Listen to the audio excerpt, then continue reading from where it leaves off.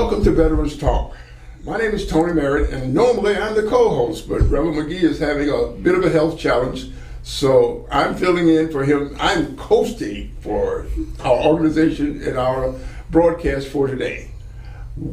Veterans Talk ain't nothing but a thing, and the thing we're talking about are veterans and topics dealing with veterans, about veterans, concerning veterans within the veteran community.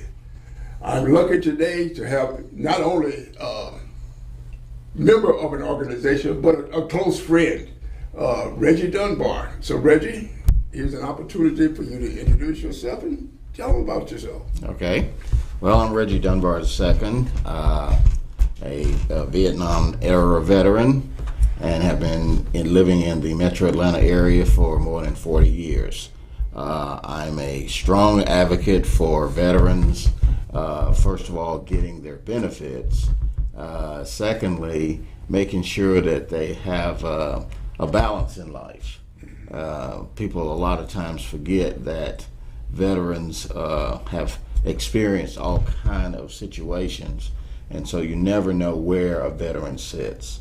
And so checking that mental health, which has been a major topic now that we went through the pandemic, monkeypox, etc. The mental health challenge is a balance. You know, you can be as wealthy or as healthy as you want to be in one aspect, but if that mental health is not balanced out, you can really be taken off balance.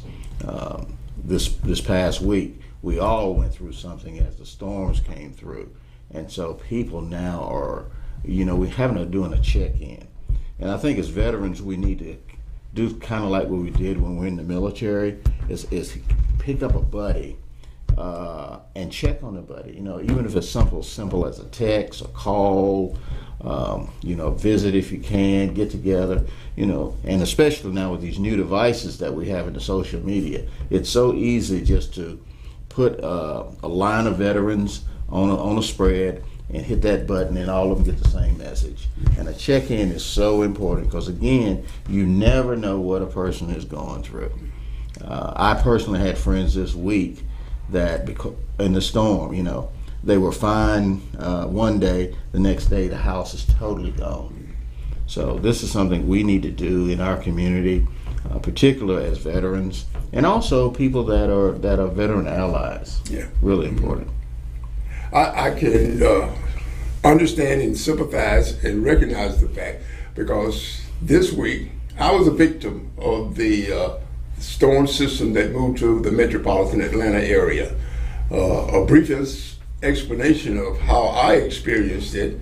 In East Point, we have what we call a robocall that gives you advisory on weather, events that are happening in East Point. And I received one of those calls, and I was standing in my living room listening to the robocall information about possible tornadoes in the vicinity of East Point, when all of a sudden I heard a loud crack, my house shook, and I looked out the window, and I have a massive magnolia tree in front of my house, and most of it was gone. One of the major limbs was located on top of my house, and another section of it was located in my yard and into my neighbor's yard, and of course the third section is still standing. It was a scary situation, to be honest with you. It truly frightened me, and I found myself, sort of wondering what had happened and what had happened to my house. So I proceeded to go upstairs to check out the condition of my upper second floor of my house. And I walked up there and looked in the vicinity of the bathroom, and the tree had come through the roof and into the bathroom area. And of course it was raining, and so I took a deep breath. Okay, this is a situation I'm dealing with. I need to react, and particularly downstairs, try to move some of the furniture or whatever, all the items in the area where the water was starting to pool and starting to run through. And I did that, got it all out of the way.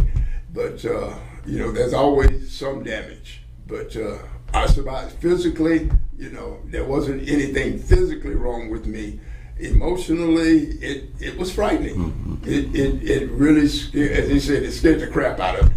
You know, to use a mild term. But I survived, and everything appears to be falling into place right now. Dealing with the insurance company, of course, that's always going to be a challenge.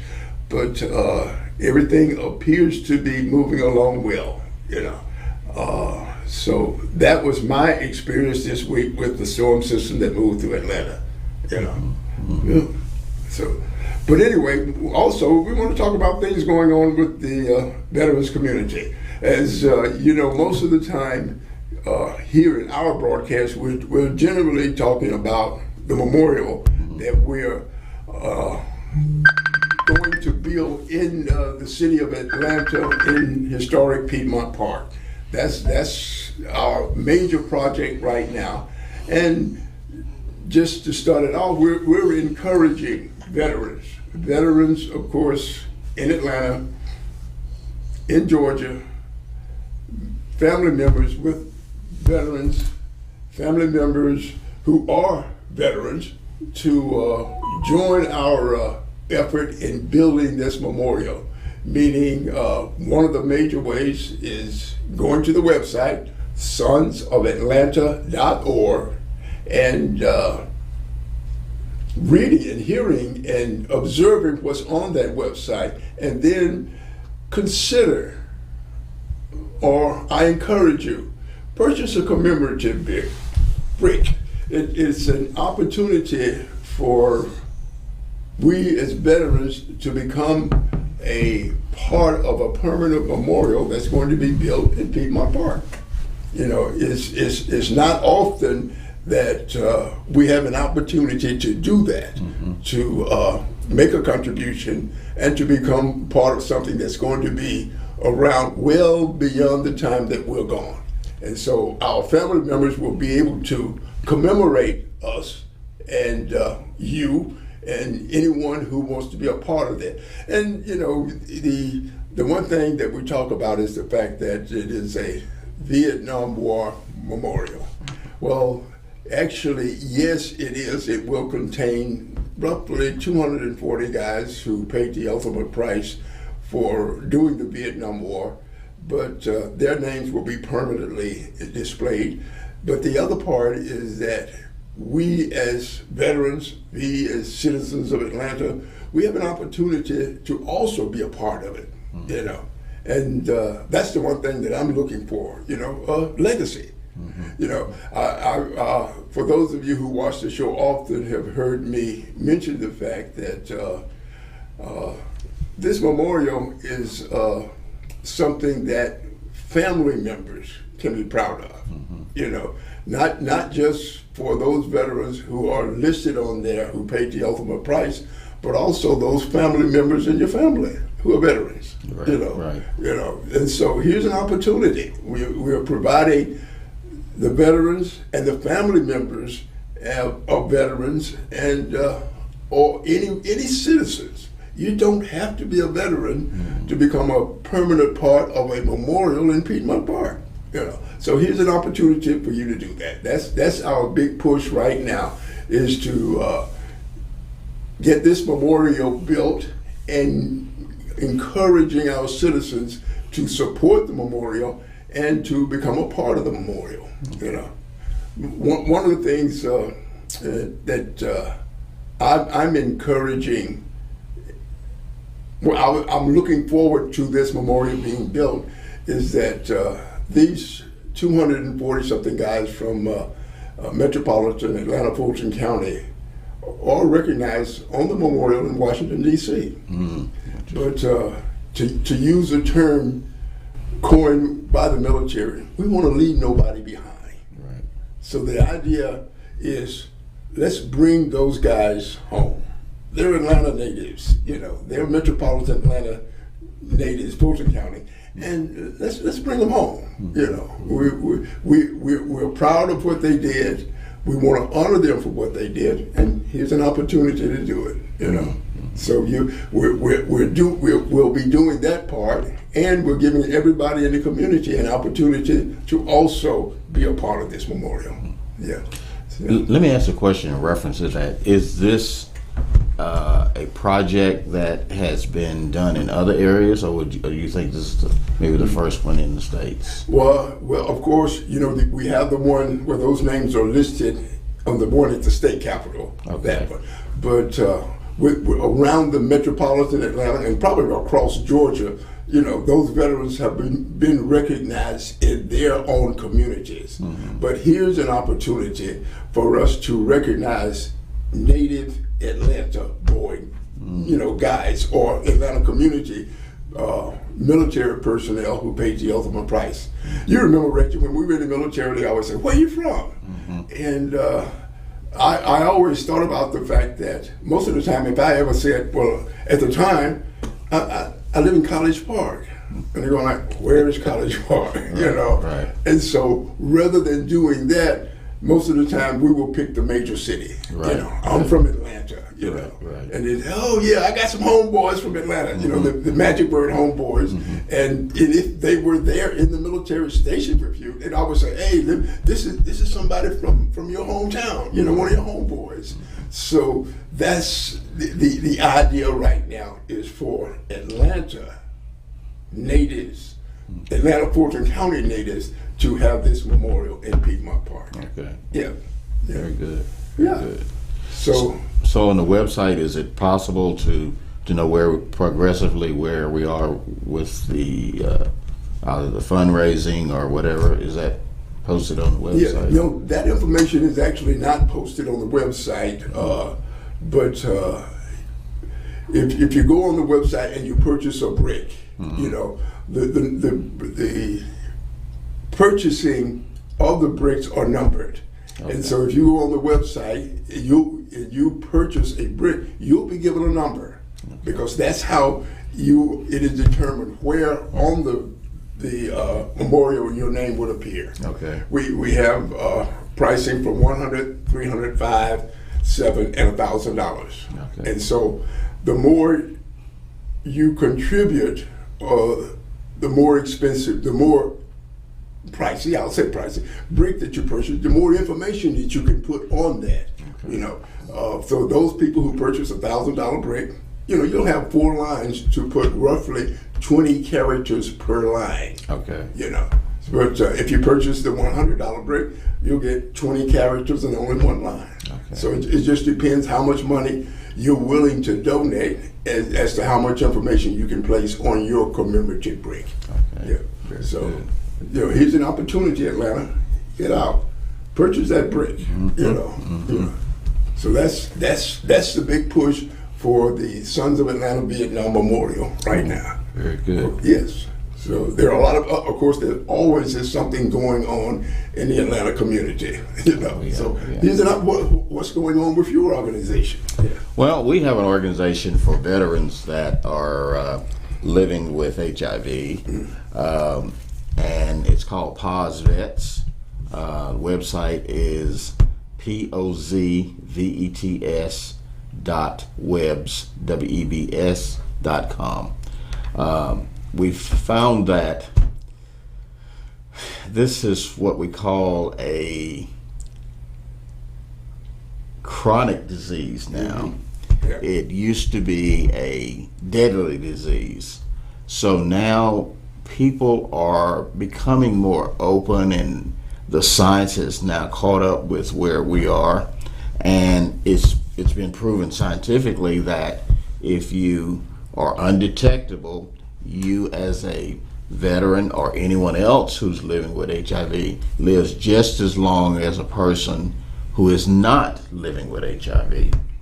And so we are dealing with a lot of issues when it comes to stigma, when it comes to housing, when it comes to the social determinants to health.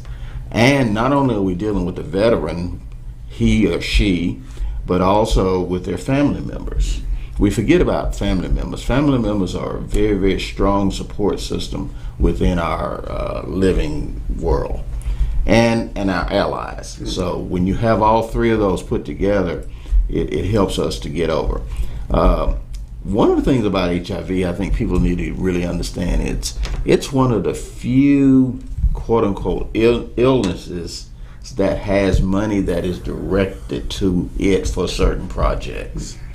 And so the idea behind it is to get what you need, release that so that people who really need it can go forward.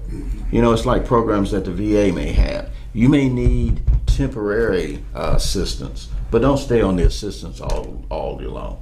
Come off of it, move forward, let somebody else come on. When I was driving in for today's broadcast, I saw veterans on the interstate exit with signs, homeless veterans. We should not be seeing that in America. You know, we've got to do a better job with our homeless situation, and particularly with our homeless veterans, because even within the VA, we have a homeless vet program. We have programs out there. But the problem is that the information is there, and the people who need the information, there's a long line between the two. Yeah. And we don't have the resources that we need to go out and do it. Unfortunately, the VA doesn't come to the community anymore. Yeah. And I guess that's always a challenge. One of the things you mentioned about persons living with HIV is how do they come about? What is the process of becoming living with HIV? You know, being as you say, positive. Yeah. Yeah, I think it's more of a classification than anything else. You first of all, the very first thing is prevention. Yeah. And a lot of times in the process, we don't talk about prevention. If you can prevent something, that keeps you from ever having to deal with it. Right. Okay. So we need to put prevention at the beginning. The next step is testing. You need to know your status. A lot of people do not want to know their status because in their mind they have, okay, you know, I was a little bit out there, or, you know, whether it was through sex or through intravenous drugs, et cetera, so they don't want to know. So that's the danger crowd, is what I call. Not knowing your status is the worst position you can be in. Okay? Then you get into what's called care and treatment. There we go. Yes. The care and treatment is so important. Once you get to that care and treatment, you want to get to what's called a top of the line status, which is undetectable. That means that the virus in your blood is so small that it cannot be measured by scientific instruments. Then there's another step that we have not talked about, the cure. There's a lot of research going on now in the cure process. And as far as a veteran is concerned, we need to be involved in all four areas. Well, in the treatment protocol, shall we call, what is required for you to become undetectable? Yes. The undetectable level means that you are taking your medication. Okay. Taking your medication, going to your medical appointments, and also I think having a balanced life. You know, because there's a lot of people that they are undetectable, however they are not balanced in life. But getting to that point where medically you're undetectable, you also want to be undetectable as far as mental health, as far as financing, as far as transportation, as far as food security. You want those things to, and that's what I call a balance of life. You got to have a balance.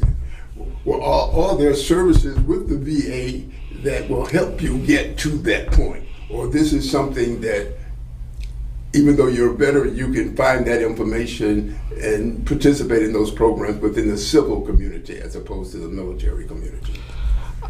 Tony, I think it's a combination. The VA does not have 100% answer to all issues for veterans, and neither does the community. So it has to be a combination between the veteran community, the VA, the general community, the faith-based community, the philanthropical community.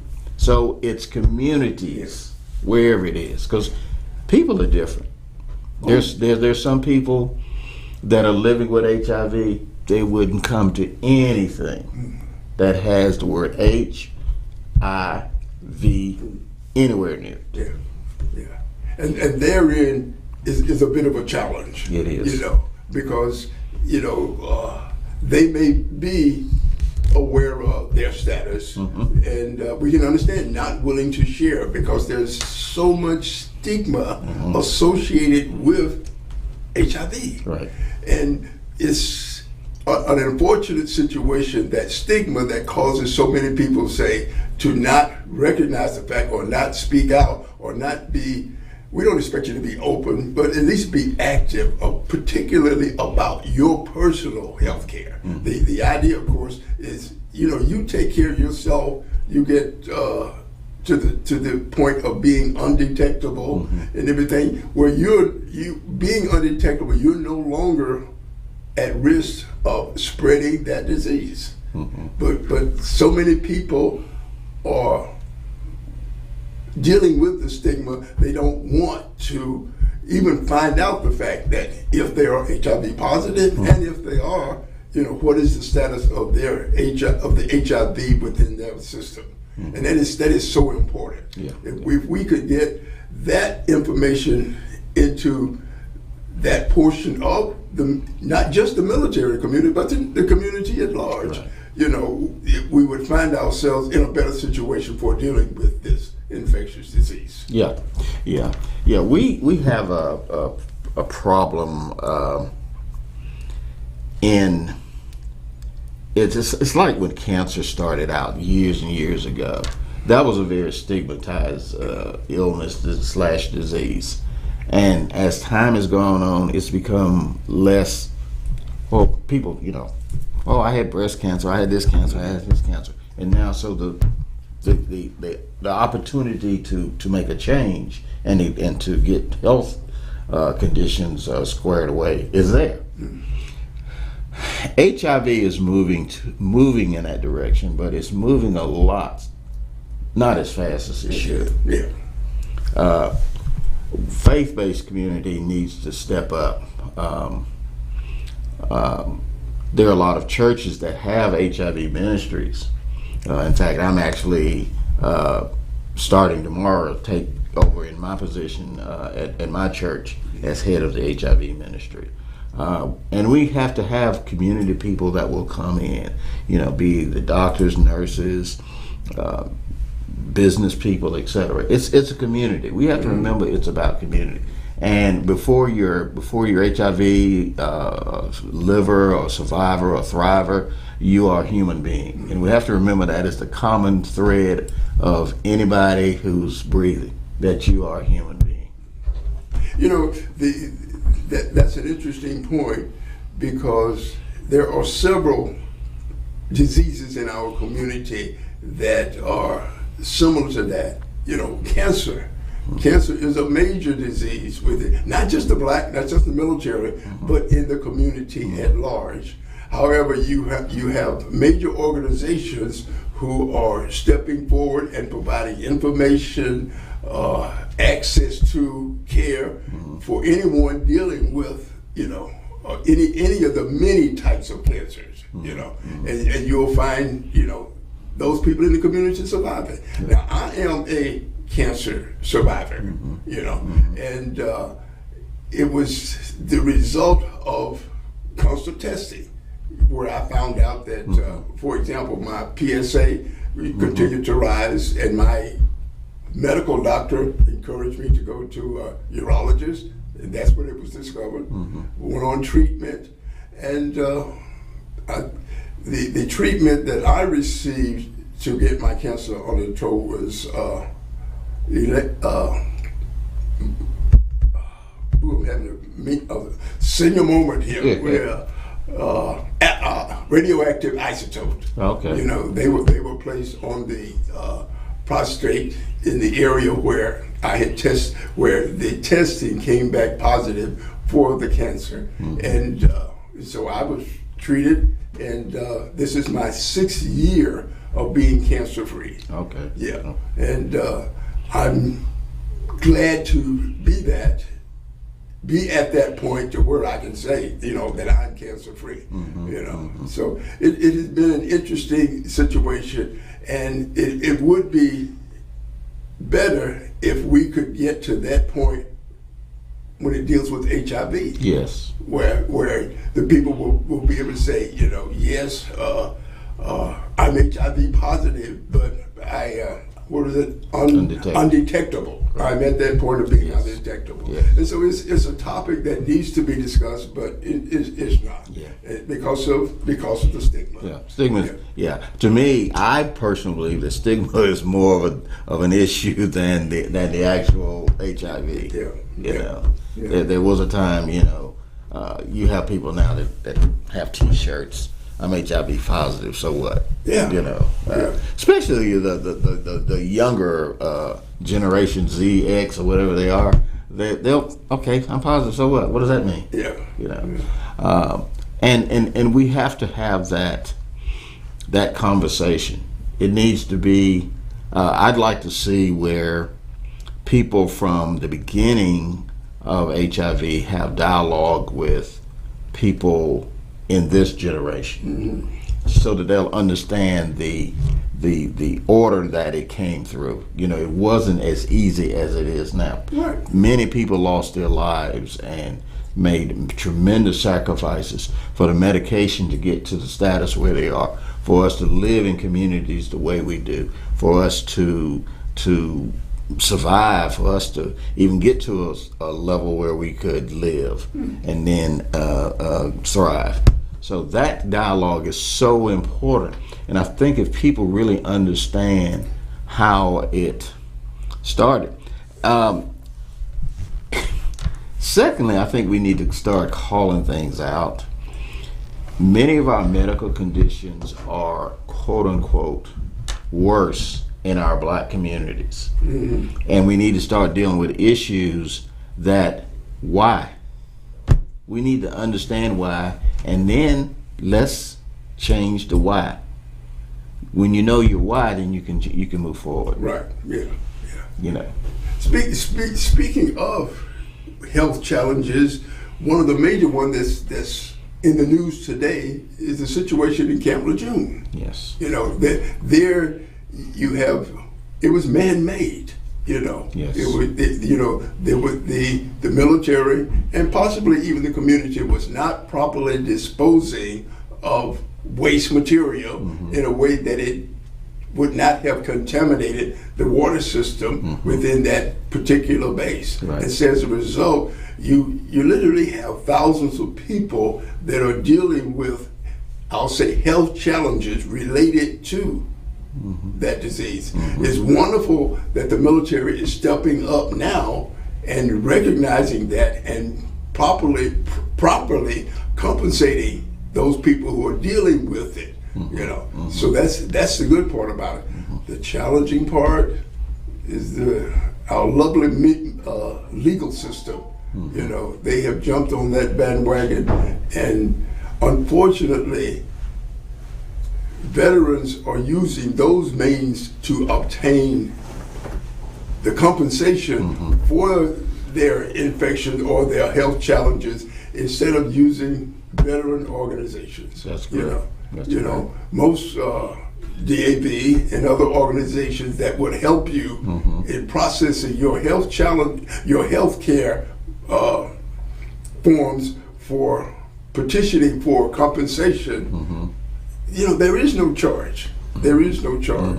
Yet using these legal systems, you're giving probably a third or possibly even more to a lawyer, where that money could be in your pocket or in your family and definitely back into the community. Right. And it's interesting, even with that, even veterans that are needing to be compensated for their disabilities, that same kind of scenario is working in with the attorneys coming up, as opposed to using your DAVs and your other veteran service organizations to operate that. Yeah.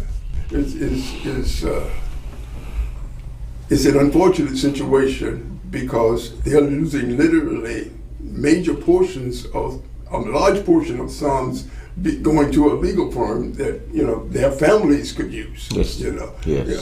So we want to encourage those veterans who are at any of those locations where the possibility of being exposed, consider contacting your veterans organization to assist you in processing. I am not very familiar with the process, but it is supposed to be a lot easier now. Yeah, and easy to process your claim for compensation for any of the health challenges you're dealing with associated with the toxic, Agent Orange. Yeah, I remember here in Atlanta I know about probably 15 years ago, we used to have an office downtown on, can't remember the street, but it was more or less like a VSO, Veteran Service Office, and that's all we did. We had the computers, we took in the claims, we were connected to the VA system, so those things went through the claims and stuff like that. But unfortunately, when the person that was head of that decided they weren't going to do it anymore or moved on, we didn't have a continuation for that business. Yeah. And it needs to happen. We need to make services available to veterans where veterans are. Yeah. Instead of, I'm here, you come over here, and if you want this. And that's one of the issues with the VA right now. We've been trying to tell them, okay, yeah, you have the medical services out here on Claremont Road. Why are you but your veteran needs services over here, and clinics are somewhat of a strength. However, if the veteran can't get from point A to point B, transportation, doesn't have the $5 MODER card or if they have a half fare card, that may sound simple to you and I or to them, but to that veteran, that's a major issue. Yes, yeah. That's a major issue. Yeah.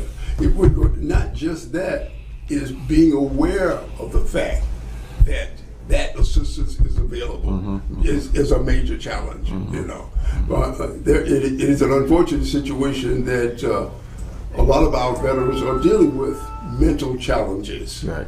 And as a result of that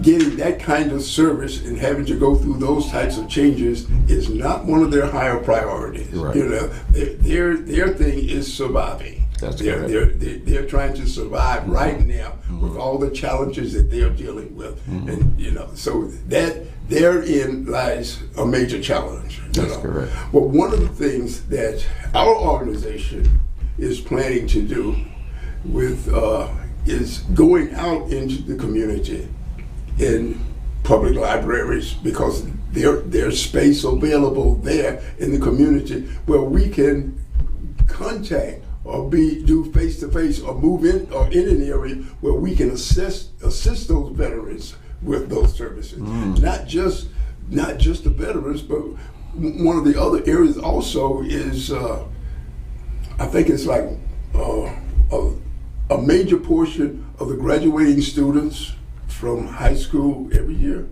go into the military. And here's an opportunity for those persons who are considering going into the military to go to one of our local community offices and find out about those benefits that will be guaranteed after your completion of of service in the military. So a informed citizen becomes an informed veteran while servicemen while in the service, and then when they come out, now they're informed about what they earn by their service. So here's an opportunity, to get into the community, and possibly by doing so, those veterans who come out with challenges will know, if I'm having a challenge, I can go here to get help. or even come back to an organization like ours if we're still in those locations, in those community centers, in those libraries, and say, I just got out of the military, but I'm having trouble with this. How do I? And that's one of the things that we as an organization want to do. And that's the Vietnam Veterans of America, Chapter 118. Okay. So that's an opportunity to serve the community before service, and for possibly family members while they are in service. Okay. And then, of course, helping the veterans when they come out of the military. Right. One of the points that I've made before, and I'll share it with you, is that the military does an exceptional job of preparing us to go into the military, to serve, to fight, or whatever it is. The training we get is just exceptional, to get us ready for whatever it is that we're doing while in the military. We serve our period of time, whatever it is, a full term or whatever, and we're released back into the civil community. And that, for some people, is a major shock from going from a regimented life, because we had a regimented life while we were in the military, Right. and now we're put back on the community, and those regimented things that we did in the military, we're not doing them anymore. Right. And it is a challenge, and therein we find a lot of situations where veterans get, shall we say, lost in the process. It would really be better, I won't say it great, it would be better if the military put as much effort in preparing us to move back into the civil society as they did when we moved into the military society. It would make the transition a lot easier. Right. We would come out as veterans with knowledge. Right. Okay, we can, we have earned these rights, because to be honest with you, when I came out, the idea of going to the military for health, even out on Claremont for healthcare, never crossed my mind. I went back to the family doctor and did that process, whereas that option was there for me to use, but not being aware of it. And that's something that would be helpful to a veteran in the service, when coming out. This is what you earned this right, So it is one of the many challenges that, serving in the military happens, while you're there. Right. Yeah. Right. So hopefully those things we can change. Those are the things that, Vietnam Veterans of America, Chapter 118, wants to do within our community, is help those veterans who are transitioning from the military back to civil life. This is what you earned, and so as a result of your earning, you can demand it. And the military will respond slowly, challenging, but it will. Yeah, with some assistance, which is one of the advocacy things that we do at POS Vets. One of the major projects we're working on right now is getting people that have been diagnosed as living with HIV into the military, because right now a person living with HIV cannot enter the military. So we have 6 U.S. senators and 35 U.S. representatives that have signed off on the letter. So we're working with that, with them and the Department of Defense, etc. And there actually are some sessions going on around the country that we will be attending to get this. Because if you can't get into the military, then you're now not going to ever be able to take advantage of those benefits and resources. So again, I think looking at it from a black perspective, since the majority of people that are living with HIV are black, we need to really, really look at that very, very clearly and make sure we contact your local, state, and national politicians, representatives, You need to know who your congressperson is. You need to know who your U.S. senators are. You need to know who your state senators are. You need to know who your city council person is. This is so vitally important. You know, we as organization and as individuals, we need to do it. We need to learn how to lobby, go down to the state capitals and go to the U.S. capitals and lobby. Other organizations are doing this. Black organizations need to learn to start stepping up and start doing it too. Right. That's, to be honest with you, Reggie, that's one of the ways that we were able to obtain the space in Piedmont Park and getting the support of Atlanta City Council for the building of this memorial. And so, but you had to know who to contact. That's right. You know, and so, you know, just to drop a name or two, Marvin Arrington Jr. and Julia Bond, major characters in supporting us in the development and building of this memorial. Okay. Yeah. Okay. And Antonio Wade, The new councilman? the new councilman, the young man. He is also one of the people. Antonio, what is his last name? I know who you're talking about. Yes. He's very so much an advocate in the Right. community. Yeah.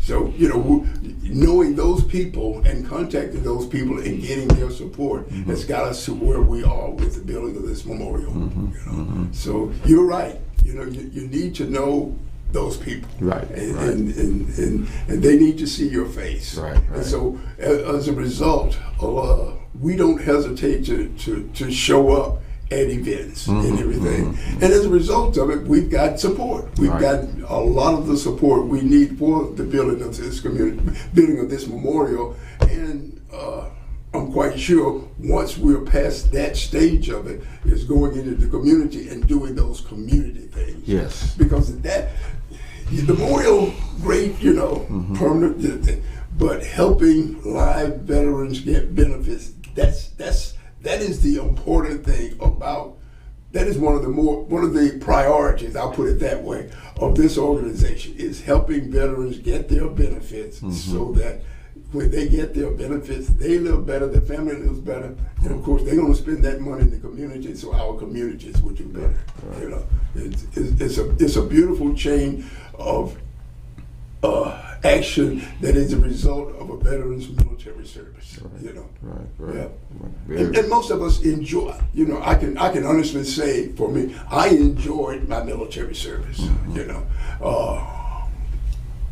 I can say that. Now, I was never in a war zone.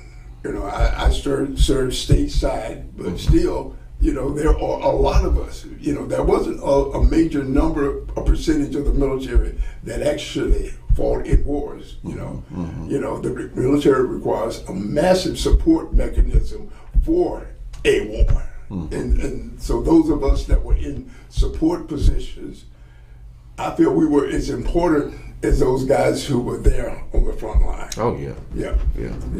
So, but it has been for me. I can honestly say, just my experience. It was an incredible experience being in the military. You know, I was at the stage of my life, but I didn't really know what I wanted to do, and I was wavering. And as a result, I can honestly say that my brother-in-law, who was also in the Air Force, encouraged me to go into the military. Right. It encouraged me to go into the Air Force. Right. Yeah. So, yeah. And that was important.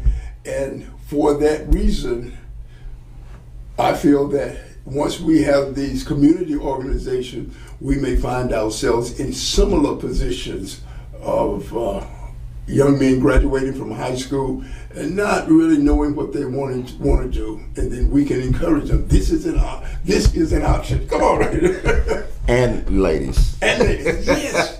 Thank you. You know, all the sisters out there, forgive me. You know, when we have several women on our organization, and I'm quite sure they're going to bring that to my attention because I focus so much on the guys. Yeah. But yeah, you're exactly right. itself. Yes. But yeah, it is. The military career is it was a great career. It was for me. It was only for 4 years. And but there are those who served shorter and longer, but earned those benefits. Right. And that's what we're talking about now, is those benefits that we earn. Now let's take advantage and let's claim them. Yeah. And home ownership is something that we are pushing on the PosVet too, is for veterans to get in there and get a piece of property. Whether it's a condo, a townhouse, a house, what do you call it, mobile home, whatever, piece of land. Become a home owner, become a real estate ownership. Now, initially you're going to go in with a mortgage. But when you get that mortgage paid off, then you're a real homeowner. Yeah, right. Yeah. And that makes a big difference. You're looked at totally differently in America when you are a homeowner. Yeah, exactly. Your bank knows that you're a homeowner. They start offering you all kind of things, and you start getting invited to this and all of that, et cetera, et cetera. Yeah. So this is where we want to start raising our levels of ownership in America.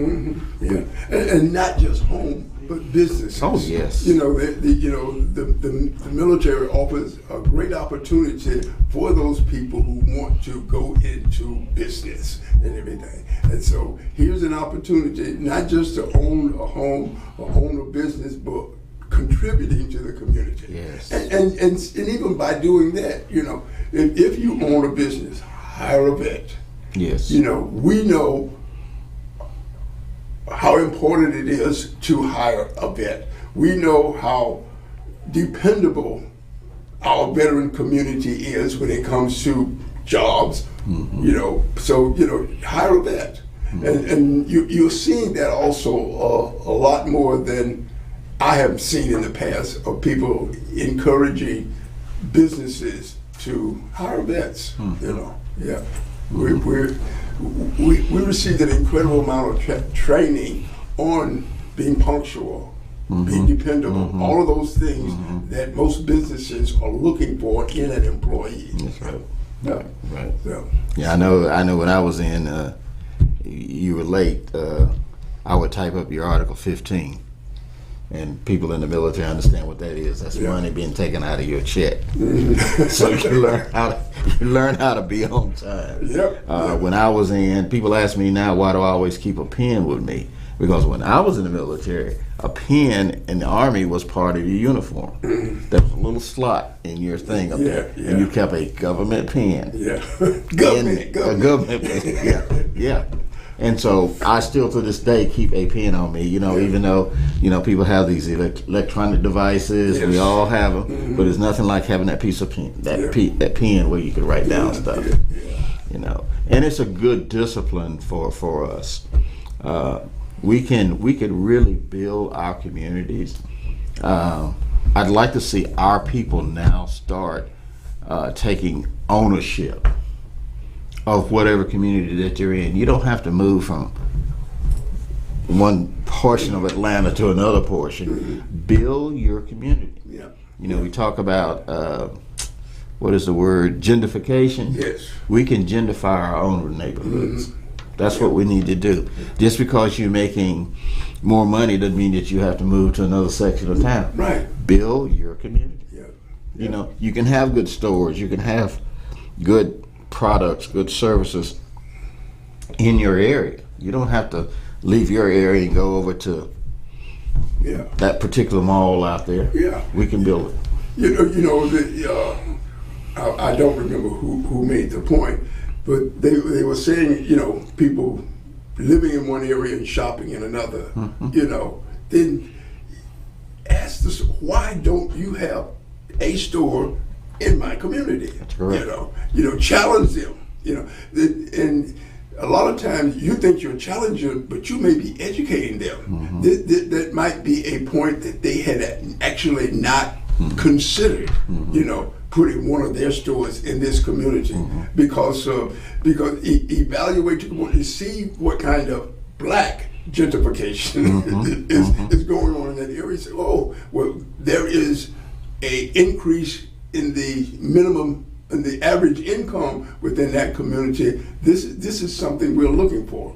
And when I think about that, I think of, the infamous Publix, they're only located in certain income areas and everything. Right. But they are located in predominantly black areas. Right. For example, Cascade. Right. Just to throw one out there. Right. Yeah. And because black people buy groceries. Right. Yeah. We got to. We buy a lot of groceries. And we eat. Yeah. Right. We have to eat. Right. Yeah.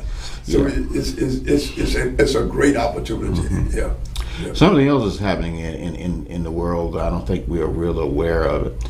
A lot of traditionally built businesses now are being purchased by black ownership. Yeah. This past week, if you're familiar with the hamburger chain Fuddruckers, there was one gentleman that bought the whole corporation.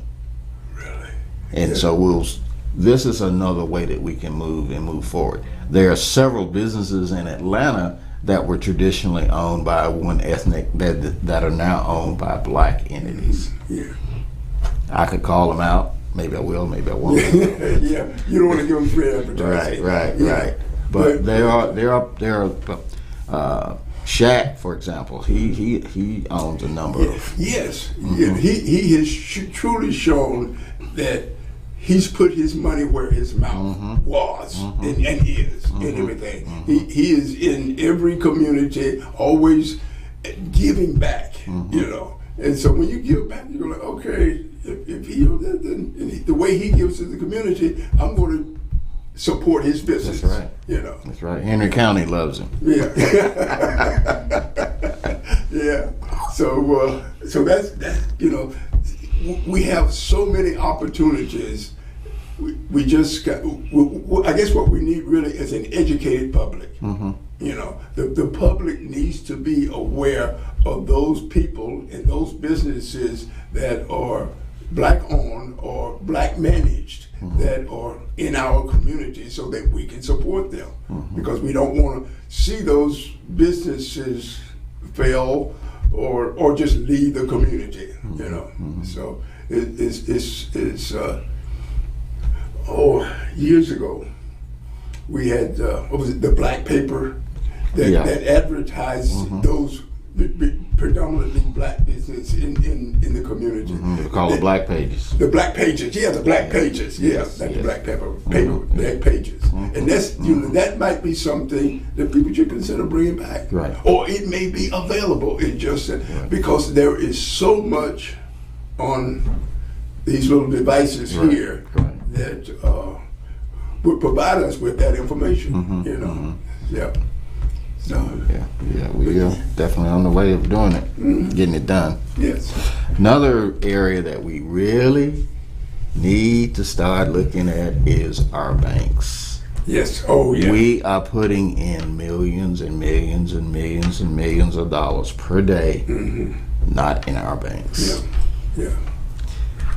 And we need to bring the bank to the community. For example, there are 2 black-owned banks in Atlanta. Most people couldn't tell you who one of them is. Yeah, much less the other one. Much less. One's been here forever. Right. Yeah. But we need to bring them to the table, and that's a challenge that I have. Yeah. They've gotten too quiet. Yes. You're right about that. You're right about that. One of which I remember, my mother owned a business, and she was attempting to expand, and she went to the traditional white banks, and she was almost known when she walked in the door, But one of the black banks stepped up and everything, and provided her with the funds so that she could expand her business, and so it was that portion impressed me, yeah, because she. In fact, she actually moved her account, but she had banked at this particular white bank for years and everything, and had a fair. I guess I'm not sure about her credit rating and all of that, but they turned her down on the funds she wanted to expand her business. Yeah. So, yeah. If you know, we need to really park our resource from working, retirements, and all like that in these institutions. And what are these institutions giving us? Right. Yes. We need to bring them to the carpet. Yeah. And hopefully, some of these younger business, like and young entrepreneurs like Shaq, will create an atmosphere where they go like, okay, this particular community is worth investing in, like and you name the community. So hopefully that's something that will happen. We're looking forward to it. Yeah. Right. Yeah. But I just looked at the watch, looked at the time. But it was another topic, and it has.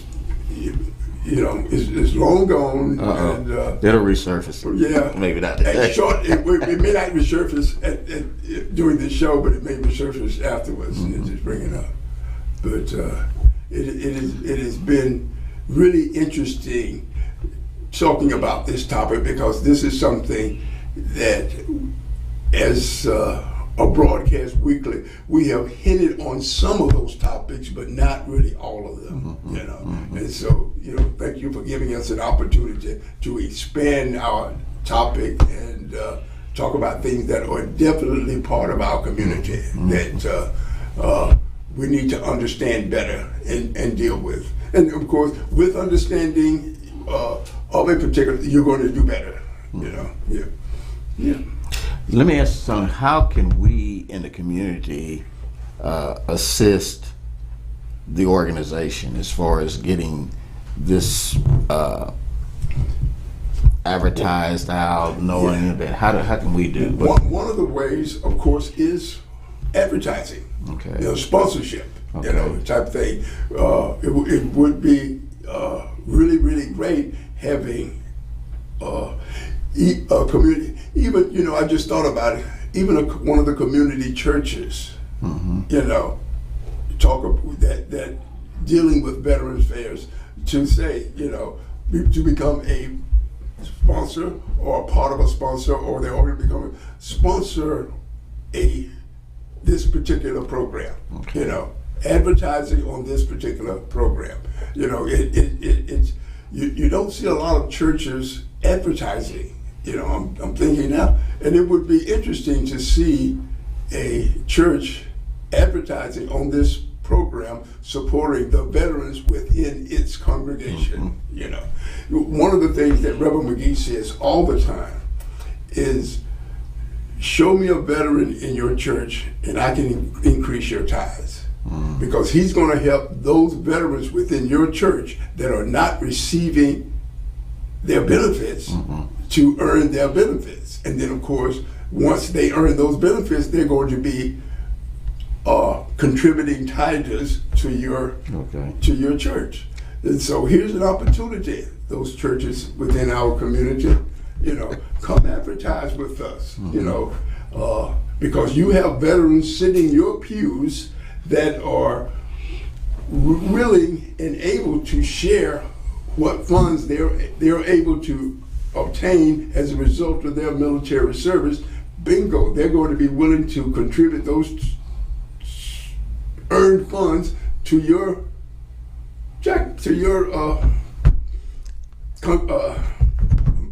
I'm having a senior moment. I was flowing so well and just lost it.